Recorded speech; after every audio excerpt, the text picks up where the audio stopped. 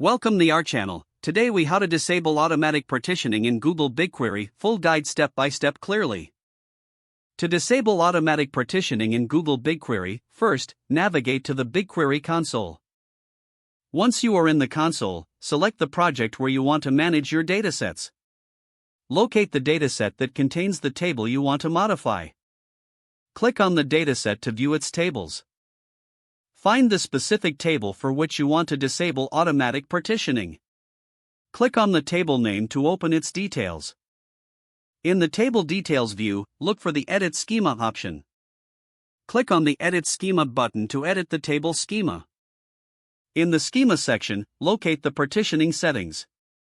You will see the option labeled Partitioning Type. Change the partitioning type to None to disable automatic partitioning. Review the confirmation message or prompt that appears after making the change. After double-checking that the settings are correct, click on the Save button to apply the changes. Once saved, your table will no longer use automatic partitioning. It is advisable to verify your changes by checking the partitioning status in the table details. Ensure that the table reflects the new settings correctly. Automatic partitioning is now successfully disabled for your selected table in Google BigQuery. If the page does not load, refresh the browser or try again in a private or incognito window. Make sure you are using the correct email address, then retype it carefully to avoid small typos. If your password is not accepted, use the reset option and create a new strong password you can remember. Check your spam folder for verification or security emails, then complete any requested confirmation steps. Enable two-factor authentication if available to improve account security and reduce unauthorized access risk.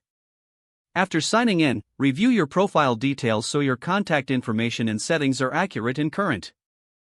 If you see an error message, note it down and try again after restarting your device and internet connection.